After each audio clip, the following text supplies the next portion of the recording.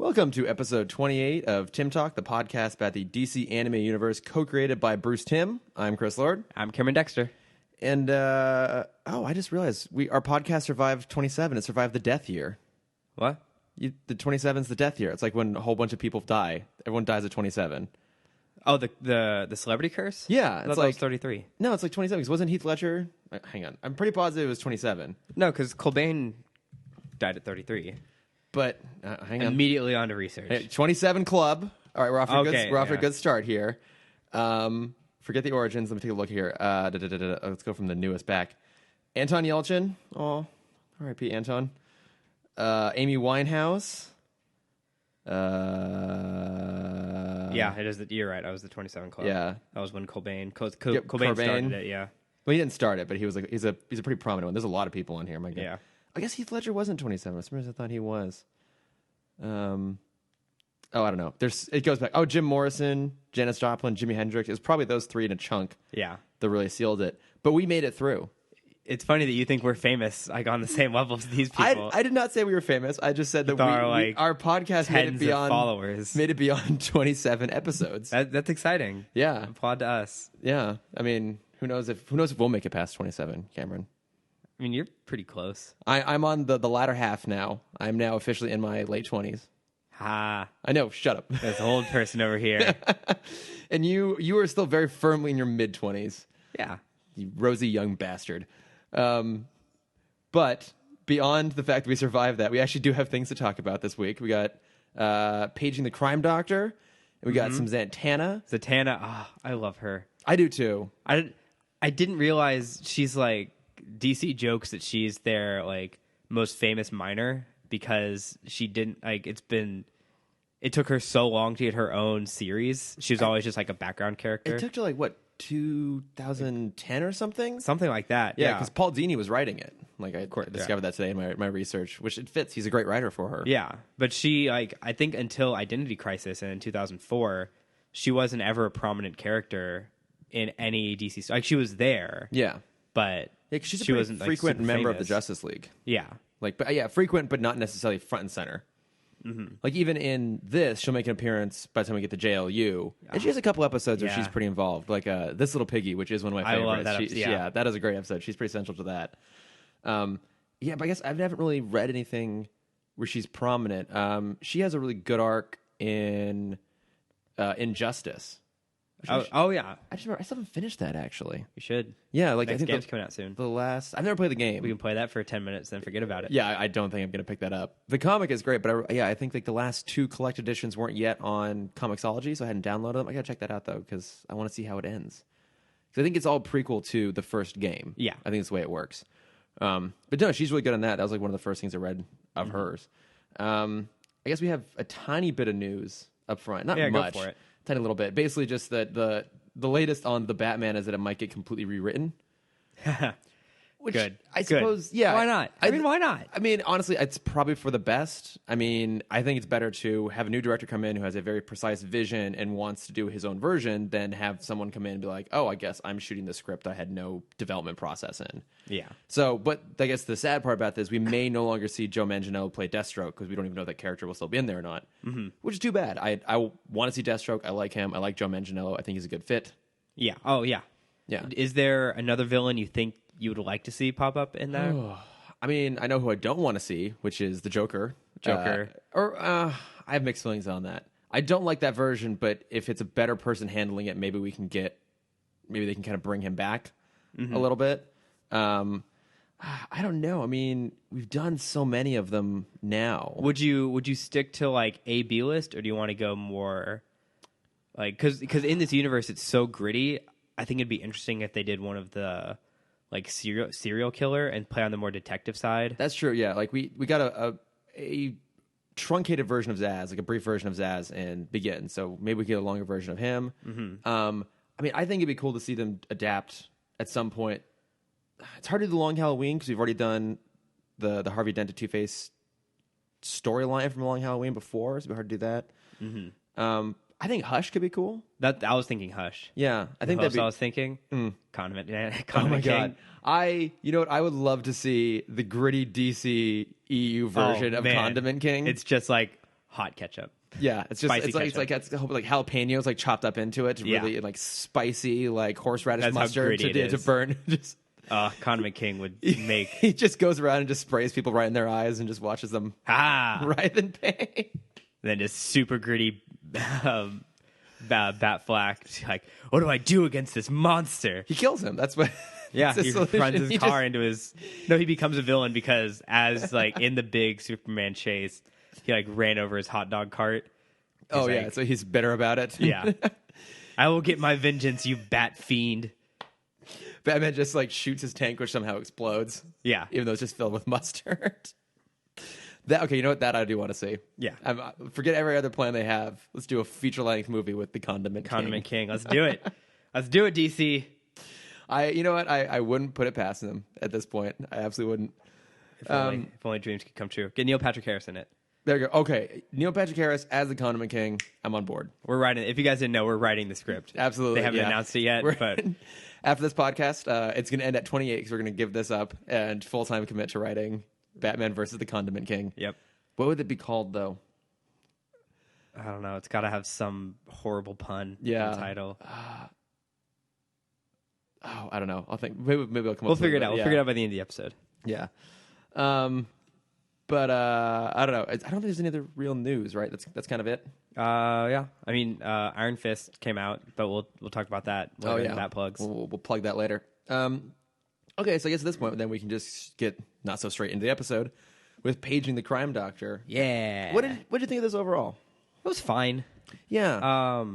I was slightly comparing it to the last time we had like a villain family episode, which was the big train PSA with why Cromwell. Did I remember the goddamn name of that episode? Never Too Late? Sure. I want to say? Yeah. Yeah, that sounds right. Let's say it is. With Arthur Cromwell, or whatever his actual name is. Yeah, I don't know.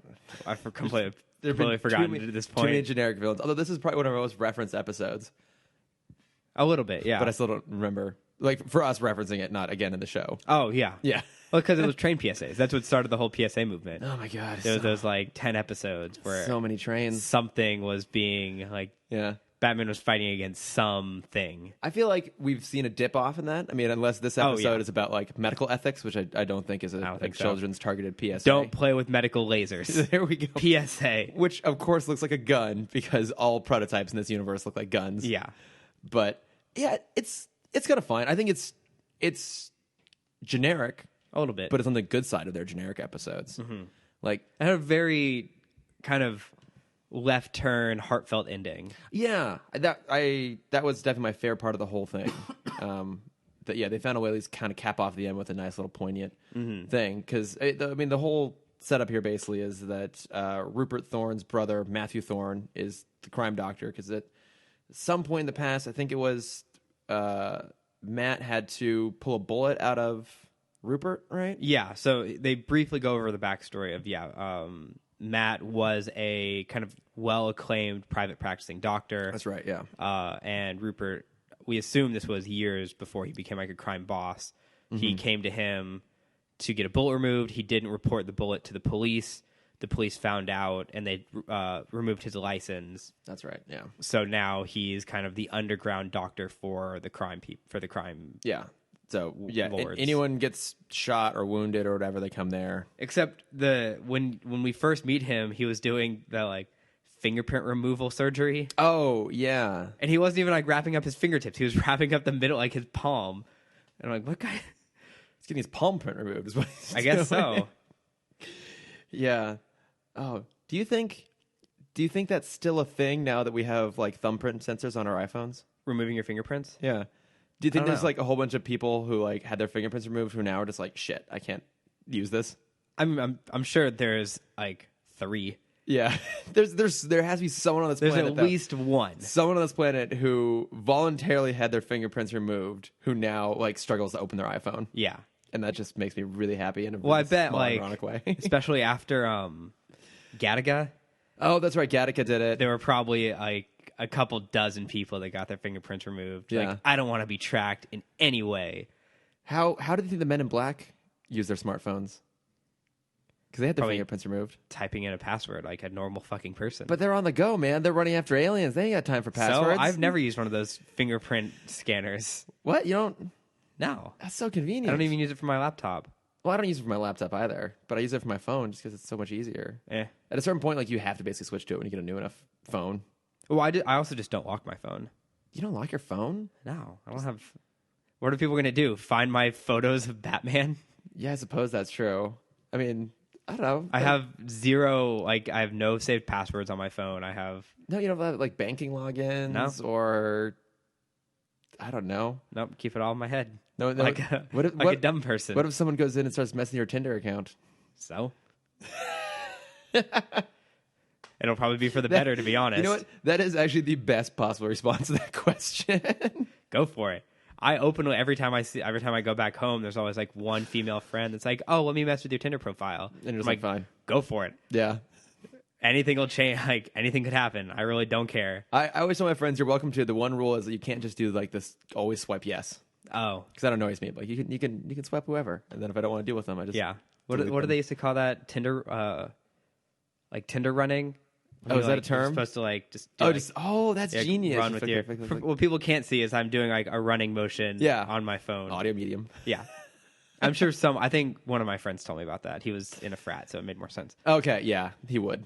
Not to frat shame, but I'm frat shaming. I mean, I think frats can be shamed at this point. Yeah. Right? Do they really offer anything good for the world? White privilege. Okay, well, we always need more of that. Yeah. All right, well, speaking of white privilege, Bruce Wayne. Yeah. Frat boy extraordinaire. Actually, I have nothing to say about Bruce Wayne. I was talking more about... So the quick plot of this episode, since we're now 12 minutes in. But okay, go ahead. Matt Thorne, or Rupert has like...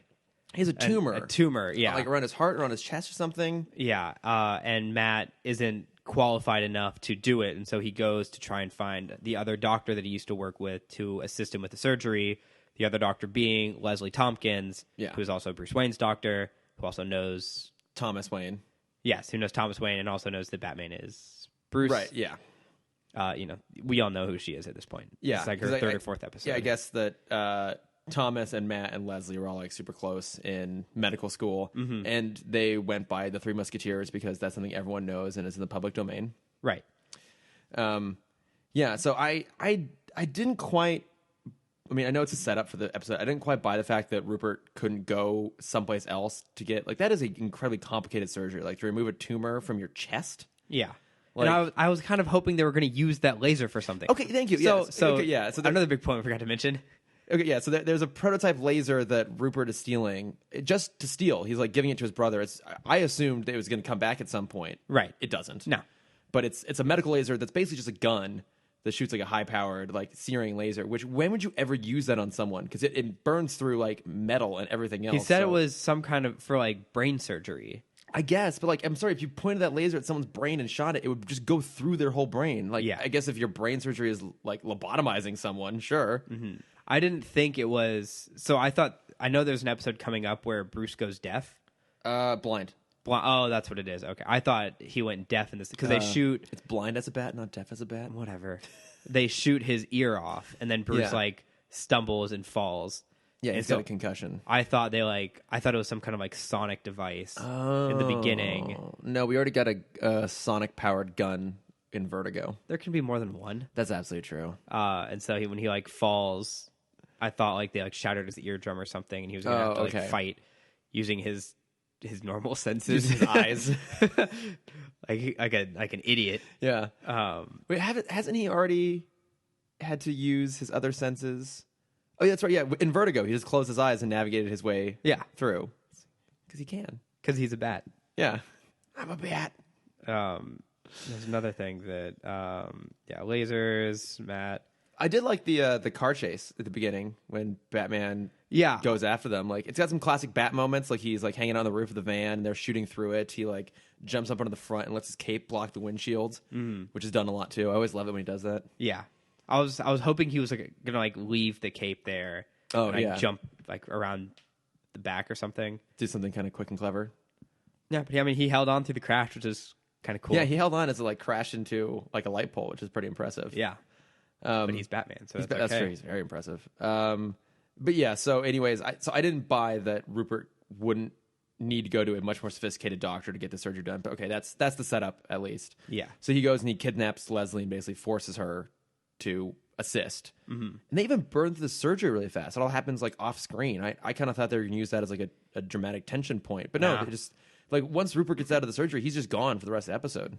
Yeah, well, they say he's like recovering, right? Somewhere. Which makes sense, but I thought that was interesting that he's basically pulled entirely from it. Oh, and the reasoning Matt is doing all of this isn't because he's his brother; it's because Rupert Thorne said that he would get his medical license back if he helped him with the surgery, and so that's why he's begging Leslie for help. Which one, does he really believe that's going to happen? And two, that just goes to show how shitty Rupert is. He could have done that if he can do it now. He could have done it at any point. Could have done it at any point. Yeah. What a shitty brother. I know. This was like such a... Rupert Thorne is such a one-dimensional villain. He's just like straight bad. He really is. With no redeeming qualities. No. And even like when you put him in an episode with family, like, he... At no point does he ever do anything to like help Matt out. Oh, never. Right. It's not like even... he kind of alludes to Matt's like, oh, like, look what I had to become to like keep you safe or whatever to protect you. But it's like at no point does he ever... Rupert never made a decision that would benefit Matt. He's just always done things for himself. At least in like Cromwell's episode, there's a little bit of that. Like they were looking out for each other on some way. Yeah. But yeah, Rupert Thorne, piece of shit. Yeah. So after the surgery, the goons were told to kill Leslie. Yep. Even though Rupert said they weren't going to do any harm to her. Obviously, they're going to kill her afterwards. Yeah, I mean, she's a witness. Like, yeah. I mean, well, I guess she knows where their medical facility is. That's why. Yeah, I guess that's true. Yeah, I guess that's the reason. I mean, you could like theorize too that Rupert wouldn't necessarily want everyone to know that he just had like an invasive surgery and be out of commission. So maybe on two fronts he'd want her gone, but they want her gone, and it's like Yeah, so Matt, being like the decent person that he is, knocks out the goons and is trying to escape with Leslie. All while this is happening, Batman is kind of figuring out the plot for himself, and this is when he learns that Leslie and Matt were also friends with Thomas. Mm-hmm. He pulls out their yearbook. I wanted to ask you about this. There was a random number next to his name, and it said 1907, and the person next to him was 1926. I don't think that's birth year. Wait, that was next to the picture in the... Yeah, in the yearbook, it said Matt Thorne, 1907. Oh. And then next to him, it had another name that said 1926. Oh, I don't... And I double-checked, because my first thought was like, oh, that was like their MCAT score, or something dumb like that. Right. But I saw MCAT score is like the highest you can get is like a 550, I think. Okay.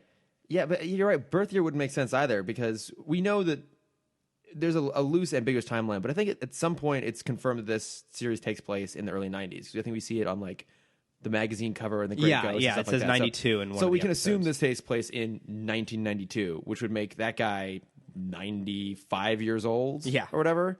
So that's probably not it. And 85. 95. 80. He was born in 1902. 85. Thank you. Yeah, right. Math.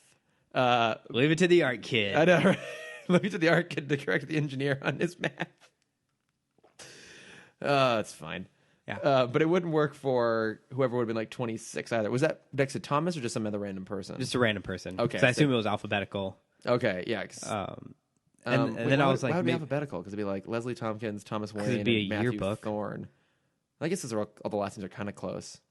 Yeah. Well, it didn't have a name next to the number. That was just the number next to his name. I don't know. My other thought was like SAT score, maybe. But this was when it went up to 36. Oh, originally it was 1600, then it was 2400. 24, yeah. SAT ACT is 36. Okay. I don't remember. It's been too long. Yeah. But yeah, I don't know what those numbers were. I know that there are times when the animators like just put in stuff and you're like, they make mistakes and do weird stuff. They didn't expect audience members to pause and ponder and like super analyze the numbers. How dare they? Next to a single shot.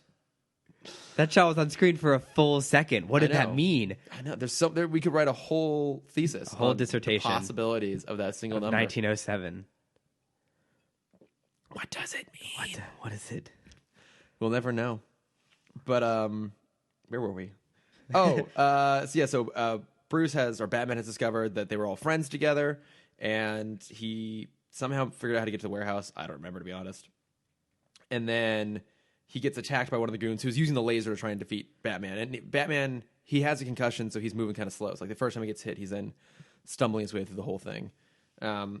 And oh yeah, so when he's fighting the laser guy, yeah, they show this off screen, and it kind of bothered me because they had a weird sound effect. But the laser guy shooting at him, Bruce like jumps over some boxes, knocks him out, and the guy tries to reach for the laser again. Batman lifts him up off screen, and you hear this like crack sound effect, and the guy falls down. And the way that Batman lifted him up, it looked like he like snapped his forearms or something. But it was just like a brief sound effect in the background, but it disturbed me so much. Oh, I didn't even notice that. There's like this weird like, oh. And it wasn't like the normal like punch sound effect, and so that's why it like threw me off a little bit. And then you see him fall, and his wrists are like out a little bit. I'm like, shit, Batman is angry. Just go around breaking some wrists, which makes sense because like Leslie Tompkins is one of the few close people he has. That's true. It's like and he always goes a little crazier when it's after either like Robin or Alfred or Leslie. Yeah, she's one of the few that he'll push the boundaries a little bit. Mm-hmm. So I guess this is the version of Batman that like breaks people's limbs rather than kills them. Yeah, like the Arkham version of Batman breaks a lot of limbs. Like you're always cracking bones. Yeah, it's great. Yeah, I love when you like zoom in and it's like the X-ray and just like oh yeah, the super slow mo and crack and he crumples down to the ground. Oh, it's so good. It's a great game. God, I need to go get the reissue. I haven't gotten that yet. The what?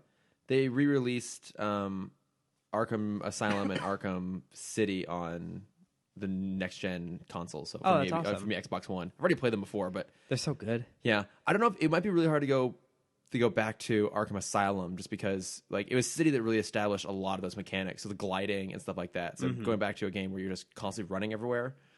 But there's that one scene right before you do the big Joker fight at the end where you just walk into that room and there's like 52 guys. God, it's such a great. That just made everything so great. Yeah, because like you're at the end there, you're basically like fully maxed out Bat, and yeah, you can get all just level 1 goons. Like, this is gonna be great. You can get ridiculous combos in that room. Mm-hmm. Well, there's an achievement if you get a full combo because you have to get a 180 combo, and that's the only room you can do it in. Yeah, that's so good. It was good. Oh, we gotta go back. So Matt and Leslie make it onto the roof, right? And then there's another goon still chasing them. He's like shooting at him. Batman stops the goon. Matt accidentally drops Leslie. Batman catches her, and then it's just kind of the end of that moment. Yeah, we see it dissolves to Matt in a police interrogation room. Yeah, and Bruce comes in. And Matt like doesn't want to say anything. He's like, I don't owe anyone else any favors. I'm not going to do anything. Yeah, because Bruce offers to like help pay for his defense and to like send him with a lawyer and put in a good word with the judge. And it's like, why? Everyone always wants something from me. Why would you want to help me? Mm-hmm. And Bruce says like, oh no, I just want something that only you can give me. Can you tell me about my father? It's like, oh, it is. It's a little cheesy, but it plays well. Like it's a really sweet moment, and like the way that like Conroy drops his voice, and like the way they animate the character, he kind of like there's something kind of like a little bashful, a little shy there. Like he's almost a little bit embarrassed to say it, and it gives you a moment to be like, oh yeah, and like in a lot of ways, he's still a kid who just like forced himself to grow up. Yeah, but yeah, it is. It kind of made up for the rest of it being kind of mediocre, but that one moment was really, really good. Yeah, and it's also like. I'm sure the only stories Batman knows of his dad are from Alfred. Yeah. And maybe a little bit from Leslie. Sure.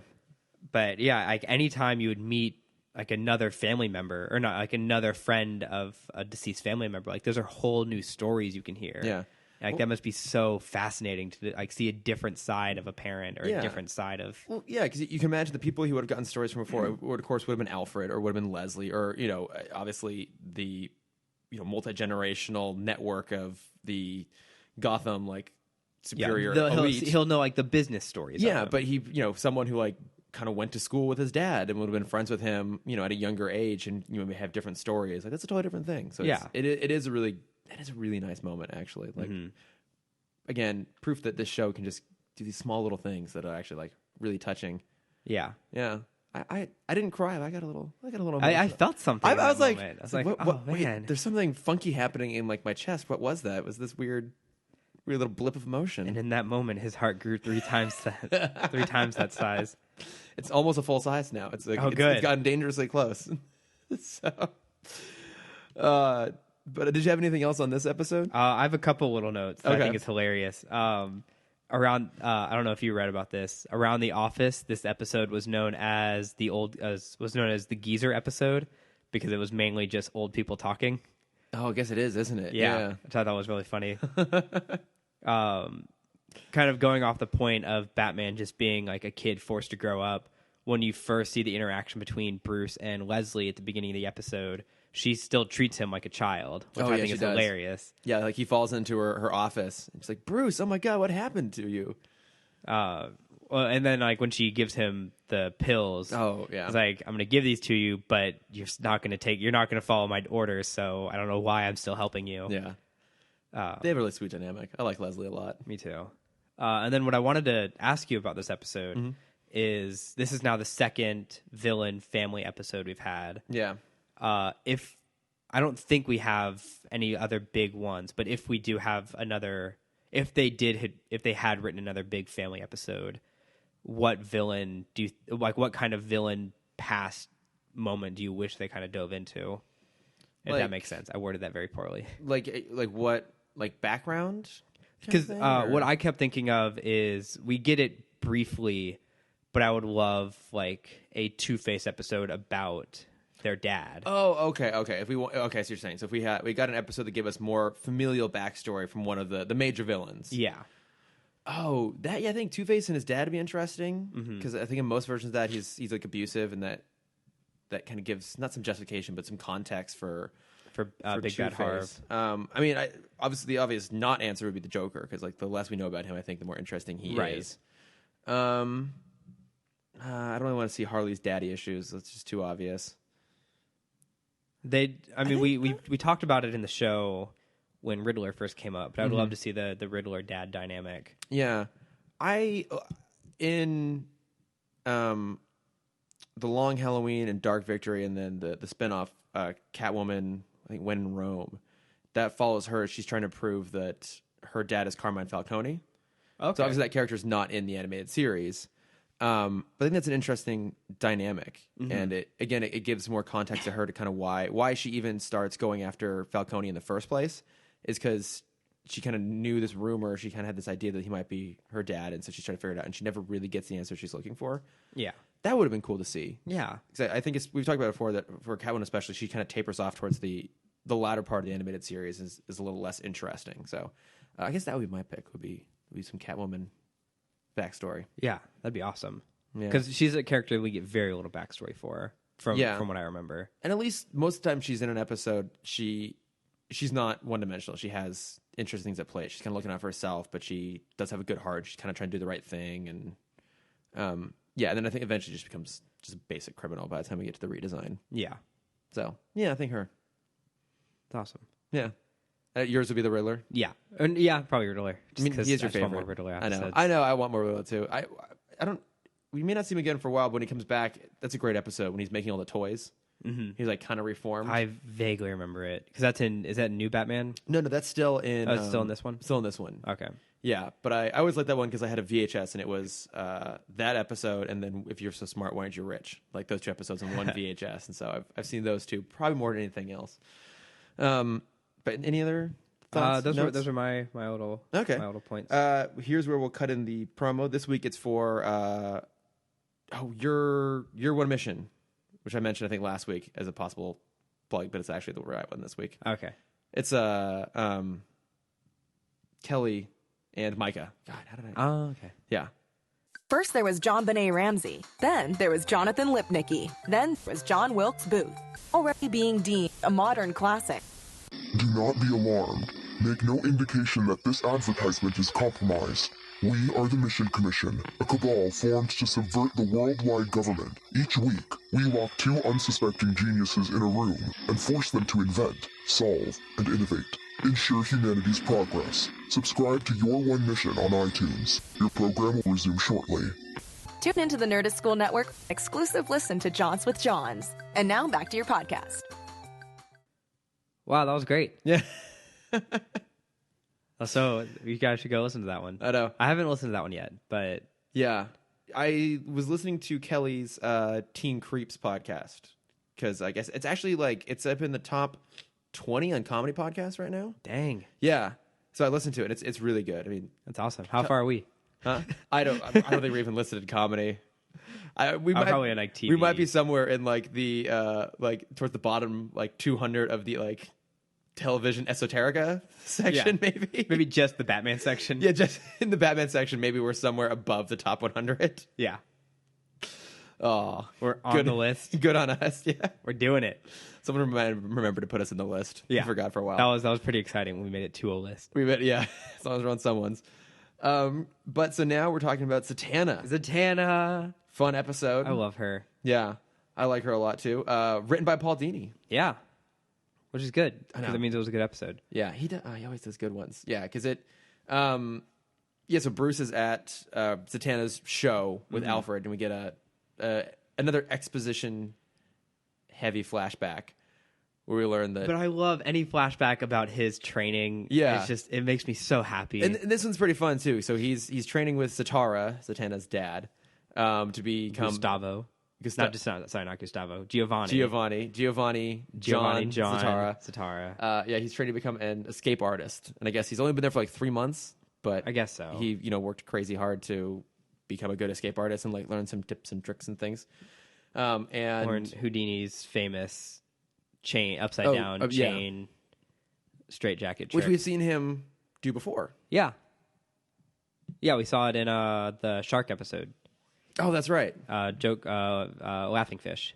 Oh, that's right. Yeah, because we were talking about too how he ends up upside down in a straitjacket in Mad Love. Oh yeah. And I remember thinking like, well, if he knows how to do it, why didn't he get out? And I'm like, oh, that's right, because he was probably deliberately staying in the straitjacket to like get to Harley. Yeah. Which, God, he's a genius. But yeah, so it's young Bruce is off training with Zatara under the alias of John Smith, and Good alias. absolutely perfect. Zatanna has a crush on him, understandably. As every woman does in this universe. Understandably so. Yeah. He's always like peak fitness. Like I don't know at what stage of training he was into this, but he's like always in peak fitness. I don't know. It's a little frustrating. Yeah, I'd say like this era Bruce Wayne competes probably with like Dick Grayson at his prime. Yeah. Oh yeah. He was like the ladies' man. Yeah, which we don't really get like quote unquote hot Dick Grayson until the new Batman Adventures. Really? Yeah, but Really? even still, he has like the mullet. No, it's not really I guess it is kind of a mullet. Yeah. Yeah. There are better versions of him. But anyways, He's got that angular butt. I'm not for that. No, that's true. Gotta get that. Okay, anyways. Gotta get that booty bounce. Full booty bounce.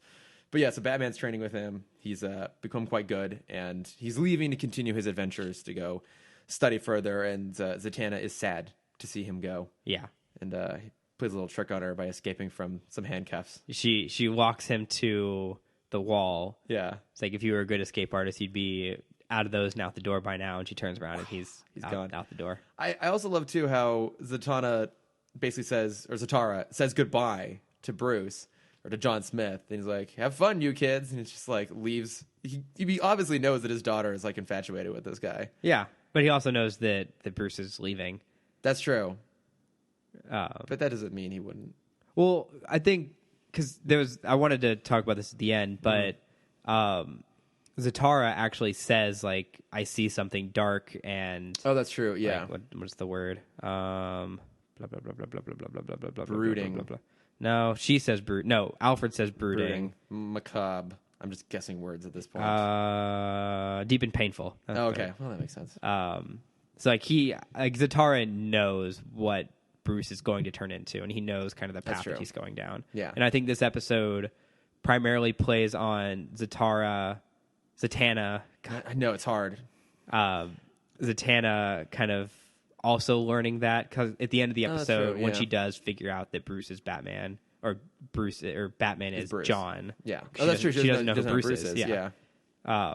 She also sees that dark and painful side. Yeah. And that's why she leaves him, because she knows that that's something they can never have together. That's true. I mean, it's kind of implied they had a bit of a thing going on. Yeah, they had a small romance, but she knows like she'll never be the most important thing to him. That's true. No one ever will be. No. But it is a really good flashback, and then we go back to her show, and she's basically trying to make a massive pile of like $10 million disappear. It disappears, but it never reappears. I love this episode because I can see exactly when the people who wrote Now You See Me figured out the plot of Now You See Me. And I'm like, they were fucking watching this episode.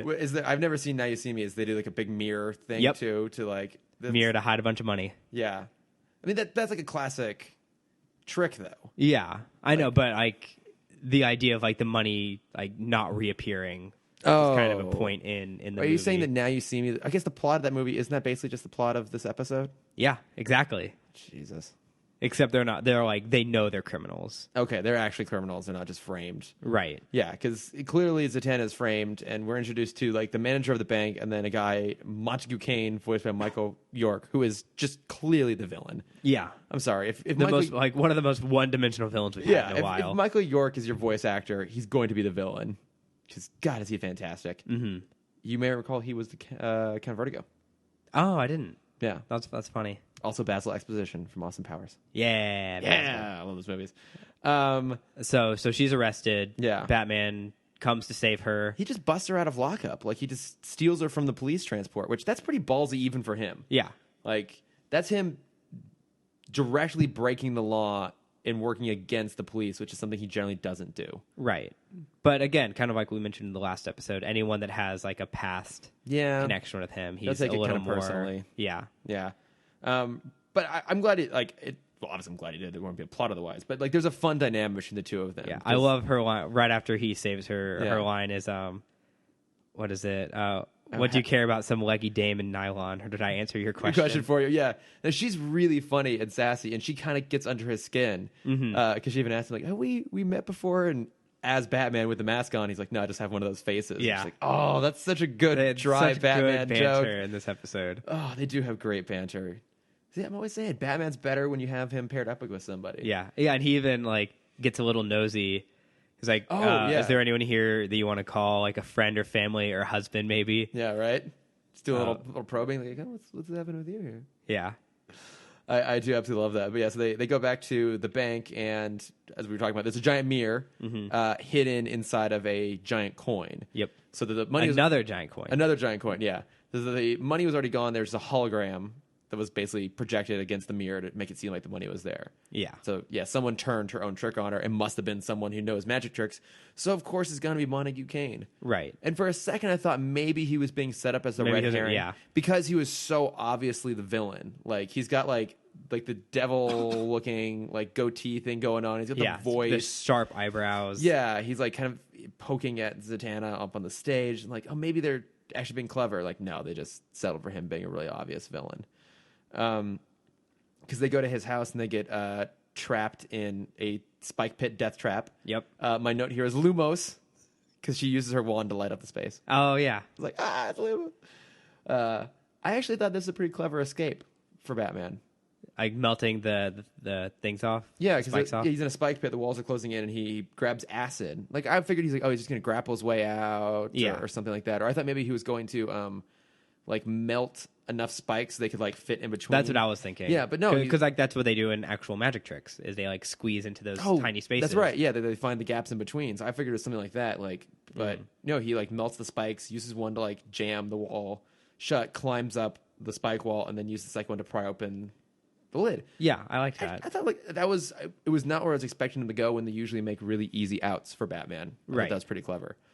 So I also want to know the origin of, like, the spike pit, because it's such a cliche. It has been done a lot. I mean, it had to have been a trope before Spielberg did it in Temple of Doom. Yeah. It must have been. Well, I'm sure, like, you can even go back to the serials. Egyptians. Yeah, that's true. When they would kind of put, like, mummies, they'd mummify someone and put the sarcophagus, like, fill it with spikes. Yeah. So it makes you wonder, and I don't know anything about this, but it makes you wonder, was that, like, as they were excavating those tombs, did they find something like that? Or was that, like, a piece of fiction that got written as a result of, like, all those adventure stories coming out after the Egyptian tombs were discovered? I have no idea. Yeah. It's research for another day, I think. Yeah. Well, I also think medieval. I bet that was, like, a medieval torture thing. Because I feel like I've seen that. Yeah. Yeah, where did it come from? I don't know. I expect a full report. I'll give you my full next dissertation episode next episode. We're going to have a filler episode about the history of spiked walls. I'm all for it. Maybe someday. Well, maybe we'll do a 2-part: your history of the sidekicks in comics, and also the history of spike picks in fiction. We'll work them in together somehow. Yeah. We'll find a bridge between those two ideas. Yeah. But so they get out and they go off to find Montague escaping on his crazy ass plane. Yeah, his retro futuristic like plane yacht. Thing. The thing's enormous. It's got like a grand dining hall. Yeah, looking at the back of it. Montague is like a worse Riddler. Because like he's this like magic expert, like magic trick expert. He's like a debunker. Yeah. I would expect him to have like a lot cooler plans or like tricks up his sleeve or something, but he doesn't really have anything outside of the pit. No, and you're right, which isn't even magical. It's not even magical, and he leaves a clue. Like, why would you leave? Like, if you're planning on killing somebody, why would you tell them how to come find you after they may escape? Yeah, I don't know, but they find him. Yeah, and there's I'd say a decent fight up on the plane itself. Mm-hmm. I did like at the end when they're chained, so Zatanna and Batman are chained together. They're pushed out of the back of the plane, and Batman has lockpicks hidden up his sleeve, but then he loops his foot into the cargo nets, and they fall at the back. They're still attached. Yeah, I like that actually. But the piece of dialogue that went along with that, might have been the worst line I've ever heard in this series. What? Trust me, Zara? No. Montague says this to Zatanna. Says, "Goodbye, Zatanna. We could have been magic." And then pushes them out. I didn't catch that. I paused it after that, and I'm like, Paul Dini, did you really write that line into this episode? There are some weak lines in this one, I have to admit. But that one just like it hit me hard. I'm like, what are you doing? Oh, that's pretty bad. But yeah, so I do love me some puns, but they break out of their locks. They climb back up the cargo net. Yeah, and then another kind of fight ensues. Yeah, so I love it too because Batman and Zatanna get up onto the roof of the plane, up onto the fuselage, and Batman's basically adjusting the wings so the plane's kind of flying all over the place. And the goons go out to fight him, and I have a note here, which is if these guys fall off, there's no bonsai trees to catch them, assuming that they couldn't just get pushed off the plane because they're flying at altitude.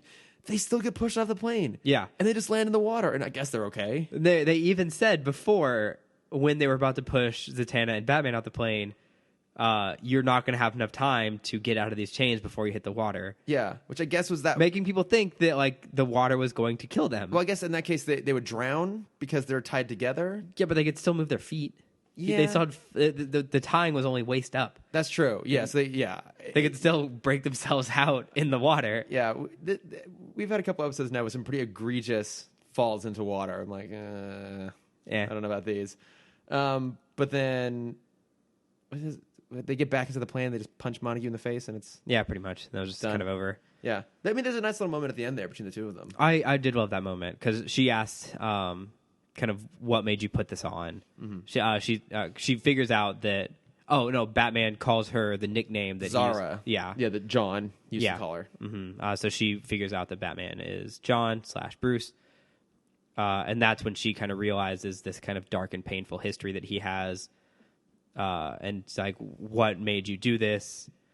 And it was kind of like a cute little parallel between like how she follows her father and how Bruce follows his father. Oh yeah, that's a good point. Because like they mentioned in the episode that Zatara is supposedly dead. Yeah, is gone. And so she's kind of living his legacy by becoming a performer just like him. Yeah. So it's a cool little parallel between... I mean, a lot of the villains kind of have that thing of like how their parents influenced who they are now. Mm-hmm. It's fun to see a light side of that. Wasn't that part of... Was it Young Justice too? Wasn't there an episode with Zatanna and Zatara where he had to like sacrifice himself to he donned the Dr. Fate helmet. Oh, that's right. Because Zatanna initially had used it. Yeah, and it wanted to like bond with her. It wanted to bond with her, but Zatara convinced it that he was a better. He was more inept in the magic arts. Adept. What did I say? Adept. The opposite. Thank you. He's way more inept, so he convinced Dr. He was a more powerful magician. Yeah. And so it made sense for Dr. Fate to take hold of to use his body as a vessel. Okay, yeah. I think there's like a story in the comics too. Like the research I was doing on her that like she was looking for her dad, like he disappeared. I think that's like kind of a common thing, is that at some point she loses him because he does something to save her. Yeah. I think that was in Smallville too. Maybe. There's something like I read a brief synopsis of her Smallville episode, and she was like trying to resurrect her dad, but he like sacrificed himself to save her. I think that's a pretty common thing. So we don't know what happened to him in this. I don't think we ever actually learned in the future. I think in this we assume he just died. Yeah. Well, is he in JLU? No, I don't think so. Okay. I think it's just her. Okay. Because he's definitely he's a major component, not a major. He's a pretty big component in Young Justice. Yeah, that's right. Because that version of Zatanna is younger. Yeah. Because that version is peers with Robin, with Dick Grayson, not with Batman. Right. Yeah. I love Young Justice. It is really good. And they nail the storyline of Zatanna. So I love Zatanna, and she has so few kind of appearances in both comics and in media, but she's such an interesting figure. Yeah. To be pitted up, because she's never pitted up with she's rarely put up with the other magicians. Like in the comics, she has some run-ins with Justice League Dark. Yeah, and she does have a relationship with John Constantine every now and then. Yeah, I think she mostly partners up with Constantine and with Batman. Mm-hmm. But she's a good foil for Constantine too, because he's like so just kind of obnoxious and kind of not. I don't want to say lecherous, but I mean, he kind of like shamelessly hits on her all the time, and she doesn't care. Yeah, she kind of just accepts it. Yeah, and it's funny if speaking on that, her costume.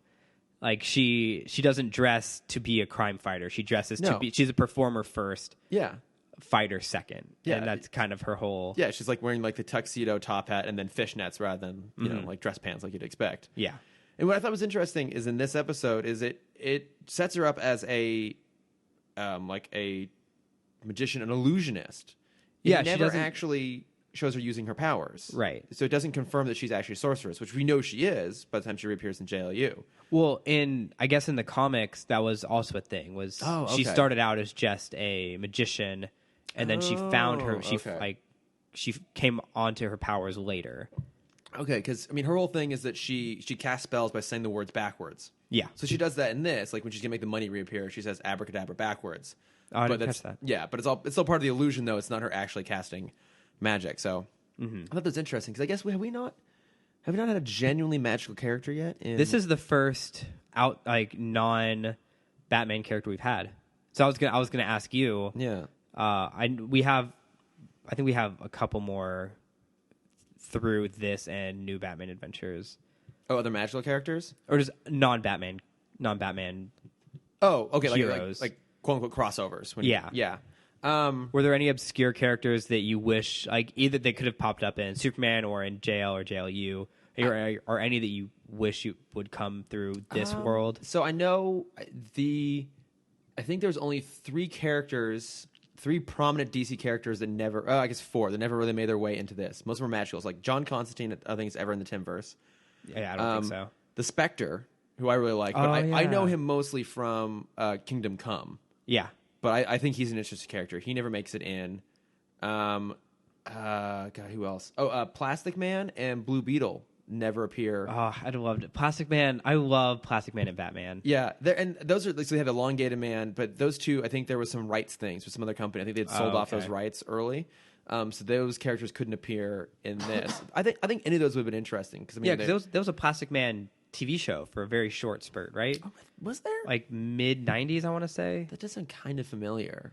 Because Plastic Man is in Young Justice? I don't remember. Elongated Man is. Okay. And then in Static Shock, we have Rubber Band Man. I love Rubber Band Man. Oh, that's right, yeah. But yeah, so there's a few. He's illiterate. Yeah. They had a whole episode about teaching him how to read. Oh my God, of course there is. There's some other characters that I like that were just older characters. Like I think Hourman's, like Rex Tyler version of Hourman's kind of interesting. I think a few of those are just kind of other versions of Batman in a lot of ways. I think Plastic Man would have been fun. I was way off. What? Plastic Man Comedy Adventure Show was 79 to 81. Oh yeah, you were way off. But it existed. It did exist. I think that's part of the reason why he never showed up. So yeah, I think there's a handful that I would have liked to see just because we got pretty much everybody else. But what about you? I love I don't remember. This might be a Batman Brave and Bold episode, but in Brave and Bold, Deadman makes a bunch of appearances. in Boston Deadman, as Boston Brand. yes. Yeah. He appears in one of the comic books set in this universe, Oh, okay. which I had as a kid, so I read it a lot. But you're right. He never is in the show. Is he ever in I don't even think he's in. JLU? I don't think so. Not. Not that I remember. Wait. Wait, no, he takes over Batman's body. I think there was one episode with him, I think, towards the end. Yeah. Because I think they're fighting Gentleman Ghost. Oh, I think you're right. But it's been so long since I've seen those episodes. Yeah. They all blend together They between do. that and Brave and Bold. Yeah. Because Brave and Bold, he's in a good handful of episodes. Yeah, because Brave and Bold's pretty much always crossovers, right? That's kind of his whole thing. Mm-hmm. Yeah, every episode is a different crossover. That's so cool. I gotta watch Which is awesome. I love that series so much. I want to go back and rewatch. I'm waiting for it to come back on any streaming service. It might pop up on Amazon. I know it's off Netflix, but I know Netflix really isn't buying as much back content anymore. Like I think even Buffy and Angel are going off, which sucks. I started those years ago, never finished. I'm not gonna do it now. Don't say that on this podcast. What? Because we know a bunch of Buffy fans. Oh, that's true. But I'm sure they have it already Yeah. on DVD. Still, it's sad though. Yeah. No new fans. Well, yeah. Yeah, I would love to see. I would have loved for Deadman to pop up in this world. Yeah. That's true. He is a great character. Again, he pops up in Kingdom Come, and he's pretty good. Yeah. We do eventually get Shazam. That's right. Oh yeah. I think in like one episode of JLU, or maybe a few. What really surprises me, kind of jumping out of this universe, and I didn't realize until doing my research, is Zatanna never popped up in Teen Titans. Did she never? No, they had one episode where they fight a I think it's Mad Mod acting as a magician. Okay. Where Raven kind of has a similar uniform or outfit. Oh, okay. Where she puts on the top hat and has the wand. Yeah. And they kind of cameo her as Zatanna. Oh, interesting. Yeah, I mean, 'cause they have a magic character in Raven, but there's still enough contrast between Raven and Zatanna. You could have had them in the same thing together. Because like even the direct to DVD. Oh no, I guess that's not true. I guess I'm thinking of Young Justice, because in the direct to DVD Teen Titans movies, Raven's in there. But I guess Zatanna's not. Never mind. I'm wrong. Yeah. Yeah, because even in the last season of Teen Titans, they have all of the sidekick characters pop up. Even then, she didn't even pop up, and they had some of the most obscure, Really, the obscure of the obscure. I'm trying to remember some of my favorite ones. There's the trumpet guy who opens alternate dimensions. Wow, that's a deep cut. I have no idea who that Oh is. my god, what is his name? Because he teams up Well, with. there's Music Meister. Is that? No, it's not him. 'Cause that's a villain though. Music Meister. Yeah, he teams up with Deathstroke's son, whose name Ravage? Jeremo. No, Oh, because Ravage is his daughter. Ravage. yeah, Okay. yeah, Ravager. Something like Jeremo or something like that. Geronimo? No, it's not Geronimo. It's been so long since I've seen these episodes, but I love all of these characters.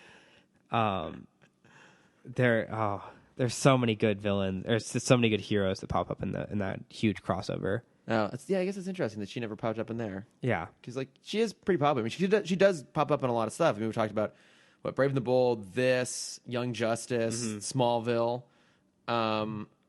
She's long rumored to appear in the Justice League Dark movie if that ever gets made. Which Oh, yeah. I would love to see her in that. But yeah, I mean, I was trying to look up any major comic arcs with her. I mean, so we were talking about before the show about how she was the one who wiped Dr. Light's memory and triggered the events of Identity Crisis. Mm-hmm. I feel like that's kind of her biggest storyline, right? I don't know if there's any other ones. Yeah, and that's again, that's another big her and Batman story, because she also wiped his memory. Spoilers, by the way. She also wiped his memory of wiping the memory of Dr. Light. Yeah, because didn't Batman walk in on that happening, and then she wiped his memory? And he was about to beat the shit out of the people that approved it, because it was Adam, Green Arrow, and someone else who approved it. Flash, Black Canary, I don't know. The Black Canary and Green Lantern were against it. That's what I remember. Oh, okay. But yeah, he dove for them and went after them. Yeah, I mean, God. The Herald, that's his name. That was the trumpet player. Oh, okay. I'm looking up all of the crossover characters. Oh, okay. The Herald, Hotspot, Gnark, who's awesome. Jericho, that's Deathstroke's son. Oh, okay. See, he looks into people's eyes and he can take over their body. He's really cool. Oh, that's pretty awesome. Jinx is obviously there. Kid Flash is there. Kilowatt is there, who's awesome. Cole and Gnark. Gnark is a caveman, and Cole can turn herself into a human crystal He just like uses her as a club and beats What? people. That's so bizarre. It's also very Teen Titans. Yeah, Mossy Minnows are the Spanish speedsters. Pantha is the like strongest woman in South America. She's just a luchadora. I vaguely recall some of this. Maybe I've seen a little bit. Red Star's the Russian guy. Speedy is obviously Speedy. Tara, oh poor Tara, I miss her so much. Yeah, God, I'm gonna go back and rewatch these episodes tonight. I'm sure you are. Thunder and Lightning, Tram. Sorry, I know. Well, I'm just gonna keep reading the names off. there's so many. I don't. Any other like thoughts on Zatanna or this episode or anything like that? Not really. I recommend everyone go read Identity Crisis. I think it's a pretty cool story. Yeah, I've never It's read an it. I should interesting do that. detective piece. Yeah. And it's like, for me, learning about the DC universe started with reading the big crossovers. I think my first That was your entry point?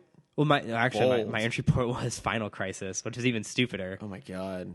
And basically it'd be me and my friend, and we would read it together. And every time we came across a character we didn't know, we would stop. Reading this took like a month. We'd stop and go to Google and read everything we could about each character. Yeah. And that's how I got my basic knowledge of DC. I mean, that works. Yeah. And Identity Crisis, it's pretty common characters. So it's like for people that aren't as accustomed to the outside DC characters, I think it's a pretty easy entry point. Yeah. Outside of like Elongated Man. Yeah. Which, I mean, he's pretty self-explanatory. Yeah. Like, He's stretchy. yeah, he's like a detective but stretchy, basically. Yeah, I should read that at some point. Mm-hmm. I don't think it's as good as the other big crossovers. Like Infinite Crisis is still one of my favorites. The Blackest Night is supposed to be pretty good. Blackest right? Night is great.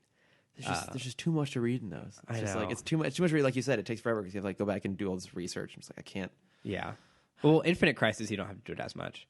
Infinite Final- Crisis or Identity Crisis? Infinite. Okay. Because Infinite came after. Because it was Identity Infinite Final. Okay. Because wasn't it Infinite that triggered not the New 52, but it was like Infinite, and then after that was like it wasn't called the New 52, but it was called like 52 or something like that. Yes, because that's when Earth 2 kind of moved. Because Earth 2 is where Lois died. Okay. And Earth 2 Superman comes into Earth 1 and kind of just kidnaps Earth 1 Lois. Oh Jesus. Oh God. It's already. I'm already rolling my eyes. It's already too much. I think that's a pretty small point, though. There's a lot of cool story in there. Okay. Well, other than the various crises, any other bat plugs you got for us? Yeah, we went to go. I think I'm going to steal this from you. We That's went fine. to I have go other see Beauty ones, and the so- Beast. It's so It's good. so wonderful and just fun, and everyone should go see it because it's just like it's so just like heartwarming. Yeah. It's a big, bright, fun, well-made musical. Yeah. And like I think it's spiritually very close to the original. I rewatched the original after seeing the new one. Oh, you did? And I'm like, I'm not gonna say that the new one's better. I don't think it is, but it expands the whole world and the characters in a way that I think actually gives it a little more richness. Yeah. So I watched that, and then I'm about halfway through Iron Fist right now.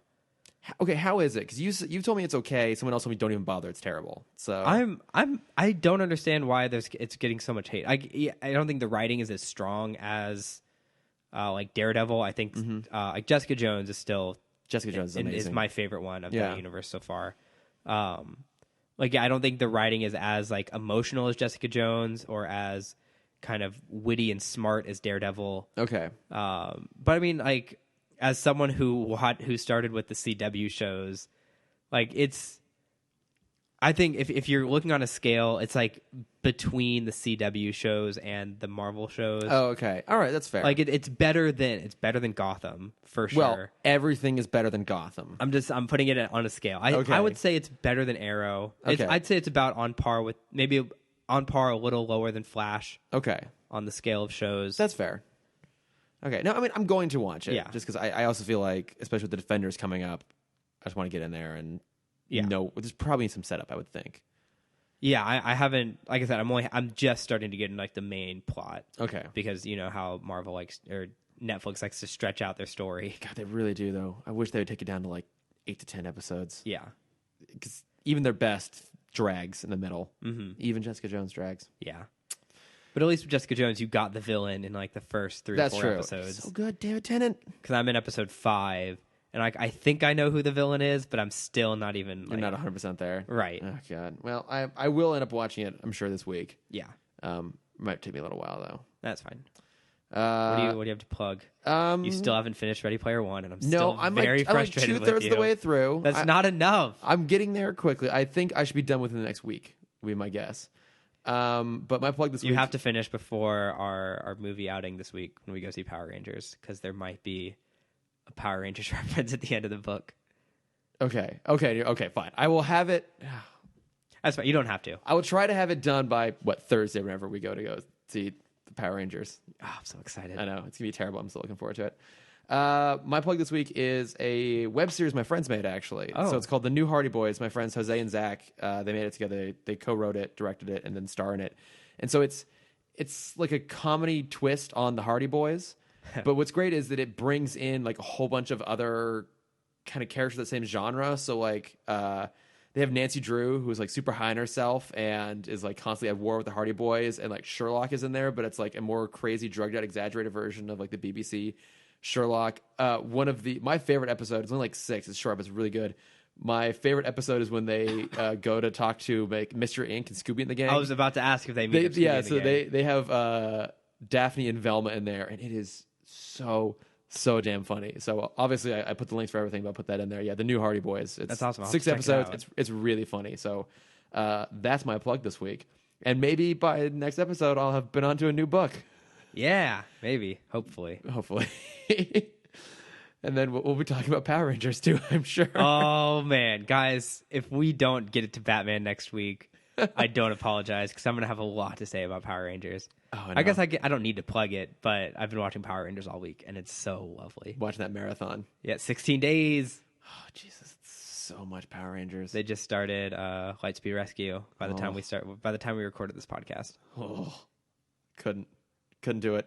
It's just brain mush. Yeah, as the new one will be, I'm sure. Still looking forward to it. Yeah. But until we get around to talking about Power Rangers like once again, and maybe some Batman, you can find us at Timm Talk Pod on Facebook and Twitter and Instagram. I'm at Lordifer. I'm at Cameron.Dexter. You got that down? You got that I down? got it down now. You got it down, yeah. I'm good. No second guessing. Yeah, and so one of our next episodes will be The Mechanic, which I really like. And Harley and Ivy, yeah. Yeah. We might have a guest for that one too. I'm trying to work that out. Cool. So, but until then, thank you guys. We'll see you next week. Yeah, thanks, guys. The Nerdist School Network. For class and show information, visit nerdistschool.com.